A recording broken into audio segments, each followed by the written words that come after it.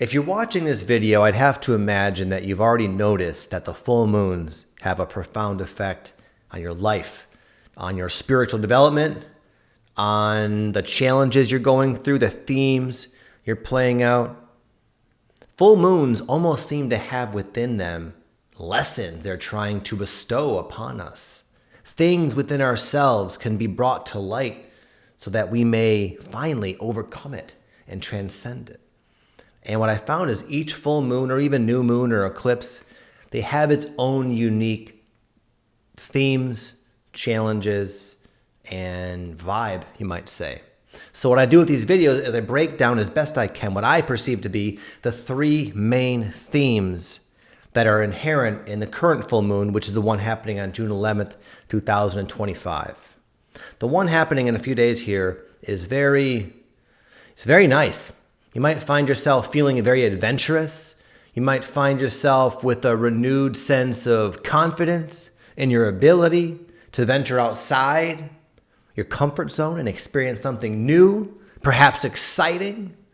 It's a great time to let go of whatever's been weighing you down, maybe even for years. And maybe for the longest time, you haven't really been able to let it go. But now's a time where you might have success in finally letting it go and overcoming it and moving on, closing that loop and chapter for good.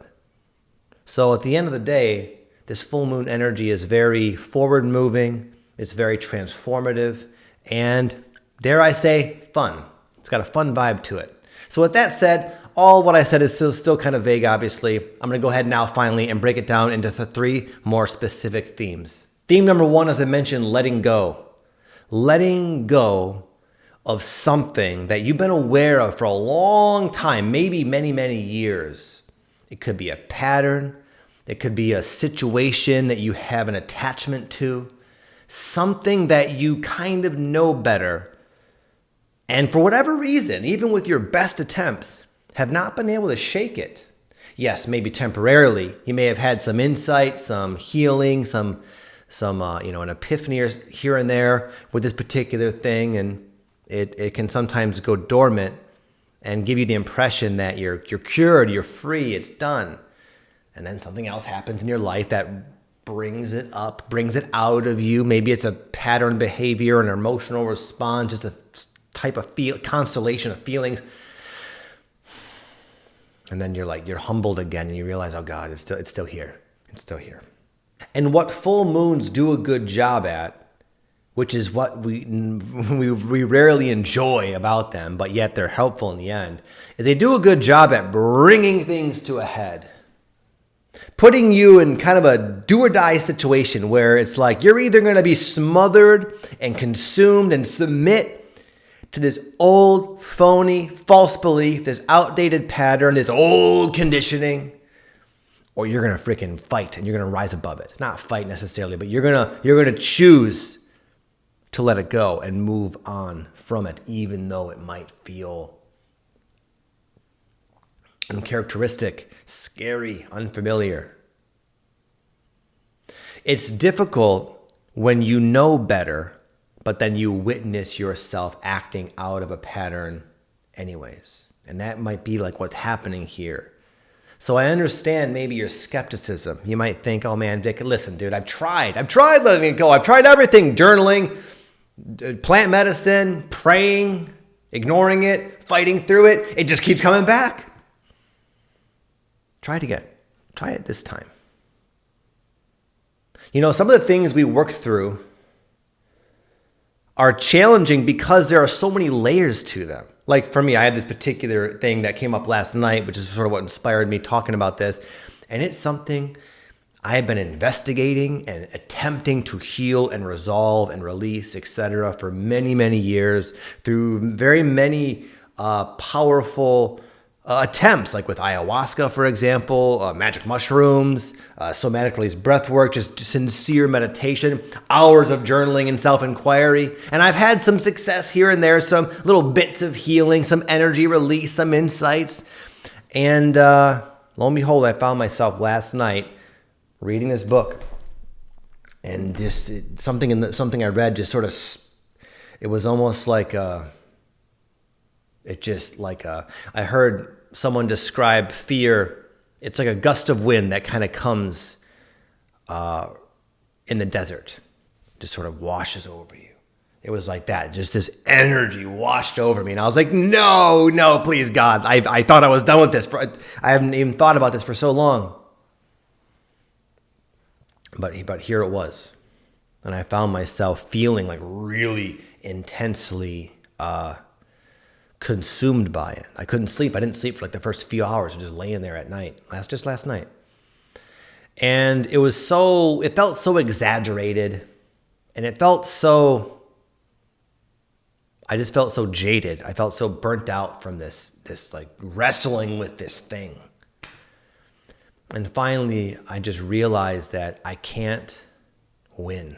I can't win. I can't resist this part of myself anymore. And as much as it pains me to do, and as terrifying of an idea as it is, I have no choice but to finally just let go and stop trying to control and sort of take life as it comes. And as I sort of did that, I felt peace. It wasn't the type of peace I was wanting or the type of peace I was expecting. What I wanted was like this intellectual resolve, this sensation of energy leaving my body where I could watch it and wave as it just goes away and is gone forever. It was more like peace through acceptance. Nothing really changed except my attitude of resistance finally was exhausted, and I just let go. Knock on wood. We'll see if she comes back in a couple of days or a month or a year or a decade. Well, who knows? But it felt different. It was a different type of letting go.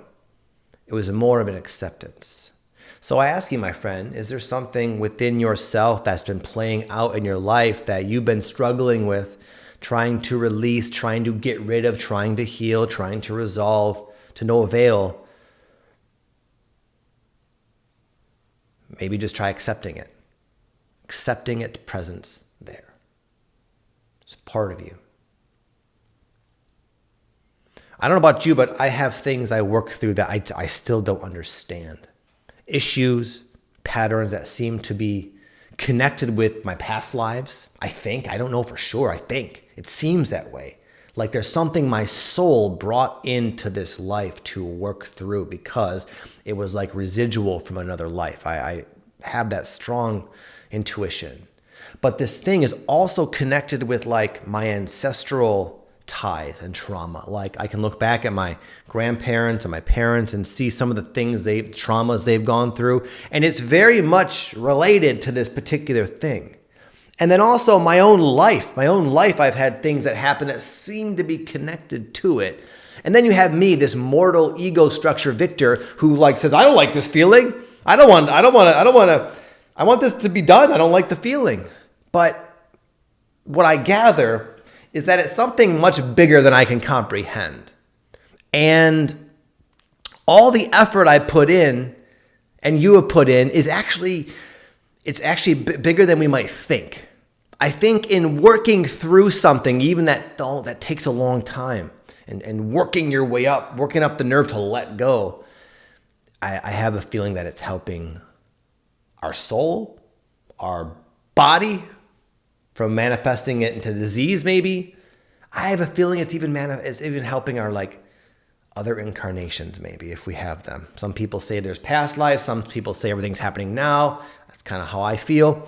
So it almost feels like by me working through this as best I can, it's helping a lot of other aspects of me. It's helping my body. It's helping me not pass this on to my children.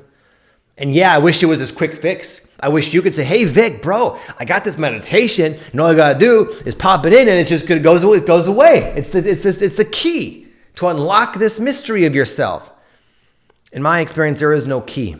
It's just this ongoing process of healing and transformation.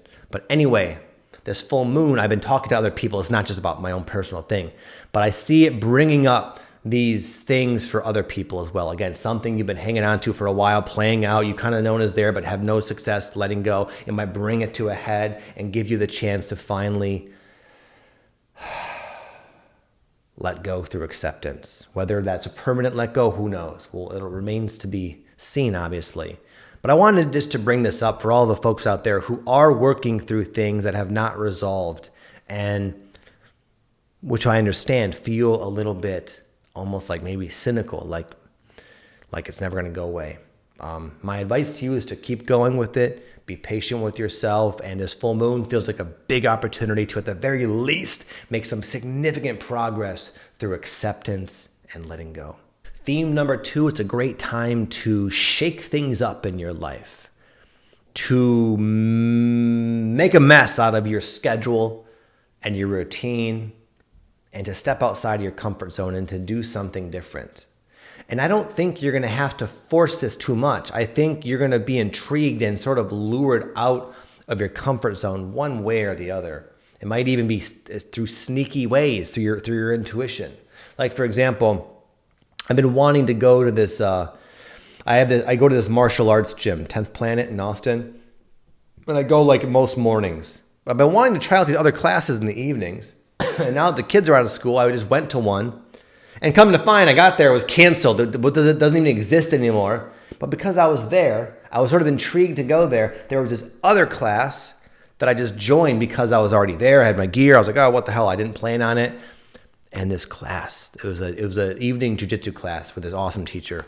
It was, I don't know how to explain it, man. It was just this awesome experience. I know it sounds like a small thing, but for me, it was like this missing part of my life. It's just been there, happening at 4:30 in the evening at this gym I've already a member to, but because of my routines, I have just been blind to it. But I was sort of tricked into going, and voila, this is amazing. And this is just sort of an example. You might be playing around with your own rules, is what I'm trying to say. You might have rules for how you eat when you go to bed. You might have rules for just the way you distribute your energy and time throughout the week. And it might have served you, and it might still serve you, but now's a good time to kind of mix it up, because we can very easily become fixed. We can very easily become wired into these very limited, linear patterns. Aldous Huxley, one of the first books I read long ago when I was just dabbling into spirituality was The Doors of Perception, which is awesome. Aldous Huxley is a very well-known philosopher. And he's just a wise cat. He's very, very smart, intellectual type. He's a great author as well. He wrote Brave New World, I think it's called. A lot of good books.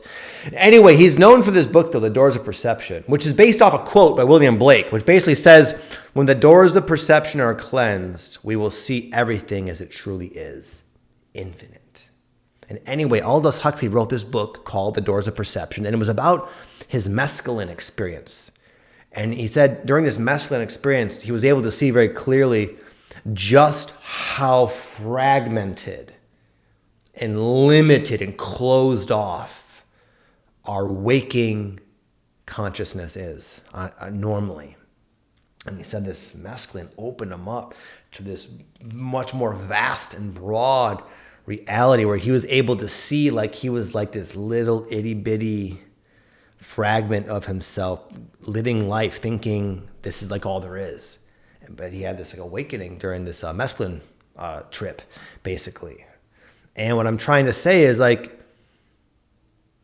sometimes the astrology can offer us a very similar expanded state of consciousness where we can start to see our own limitations, our own patterns, and they come off oftentimes in these very rational ways. I work out in the mornings because it works out because of my schedule, yada, yada. I had all these reasons that made sense, but if I was to just really completely let go and let my spirit, my passion, my intuition lead the way, it would say, no. We don't like boxes. We don't like routines. You should go try this, try that, try this, do this.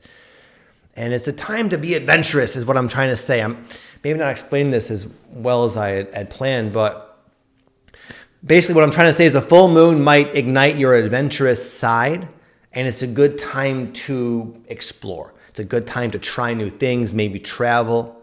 And that's one of the things I love about travel, as a little side note, is it's an opportunity to really live your life outside of your all your patterns, which are normally reinforced by your environment, all the familiar things in your life, the people, your job, all these things reinforce this little box we live in. Now's the time to look at the box from an outside perspective, maybe pry it open, blow it up, see what happens. Number 3, you might find a returning and an amplification of divine guidance.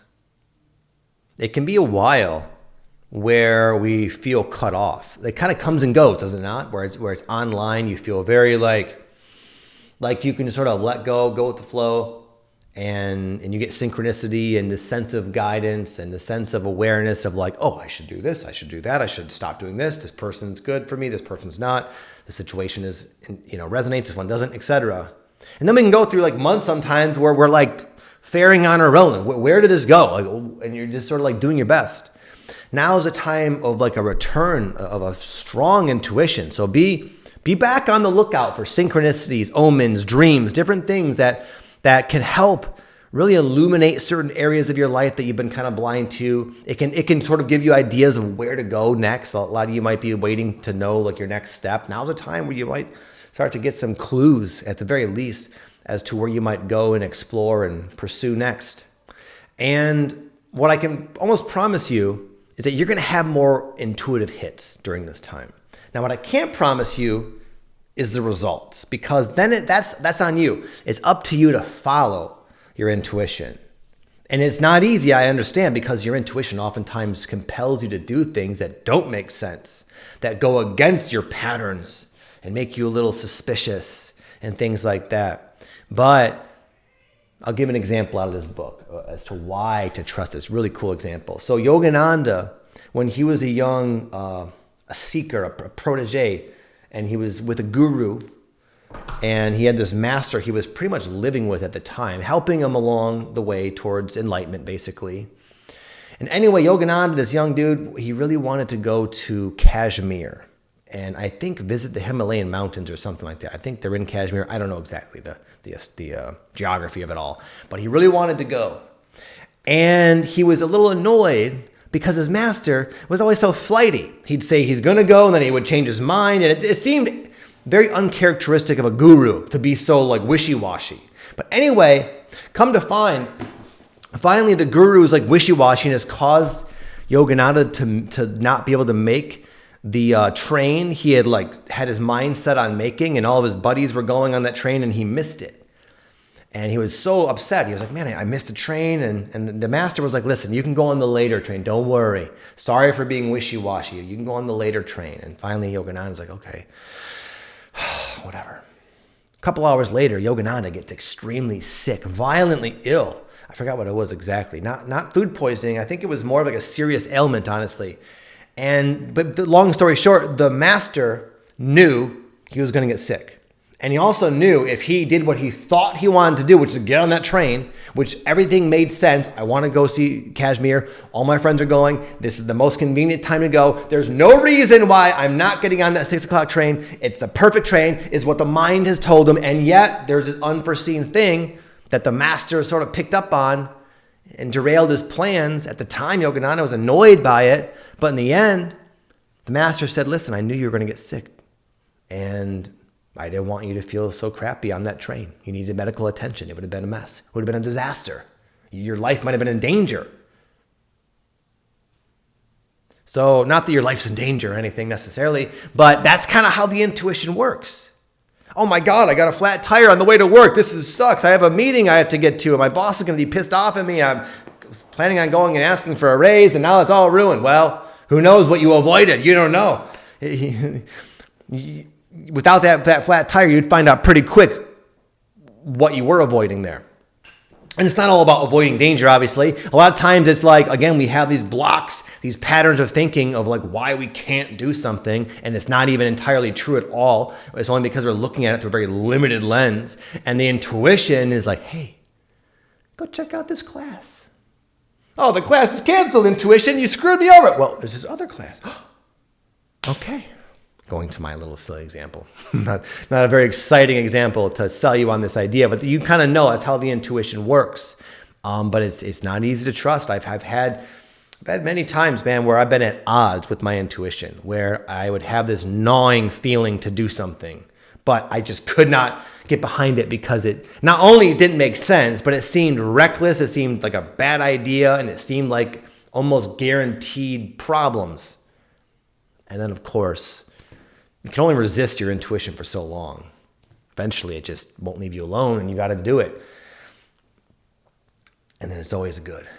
For me, I had the intuition a long time ago when I had a pretty good life. I was a fitness trainer. I had a business I was running. I even had a medical marijuana grow operation going on in my basement. I had kids, nice house, nice cars, a couple of friends. Life was good. I was like my early 30s, and I had this nagging intuition to let it all go. Not except my family, basically, but my house, my 2 jobs. I had this knowing I need to just stop it all. I started to realize this is not me. This is not who I am. But like the idea of that was so disturbing to me. It was like, it just kind of came out of nowhere, this awareness that this is not you anymore. This is not going to work. You got to let it all go. Oh no, we're not going to tell you what's to come next. We're just going to give the intuition to let it go, and then we're going to go from there. That was like the vibe.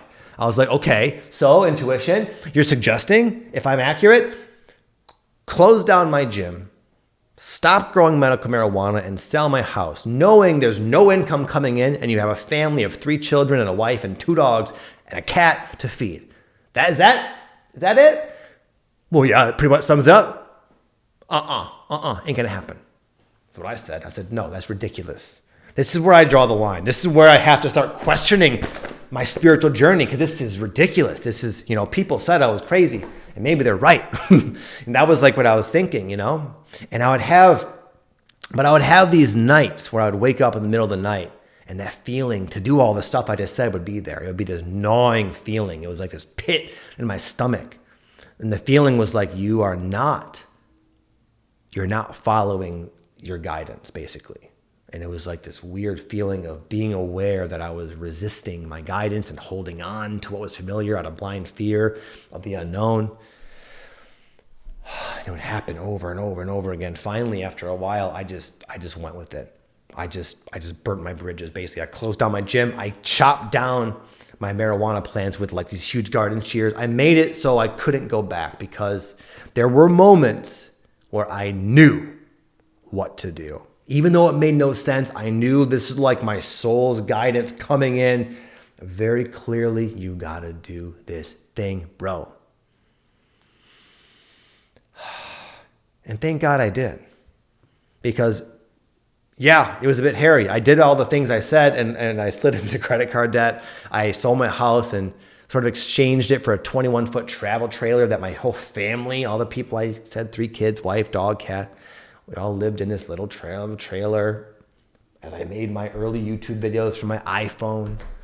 No idea what was going to happen. Well, you know what? Thank God my intuition said that, because since then, I've reached over 300,000 people that actually follow me.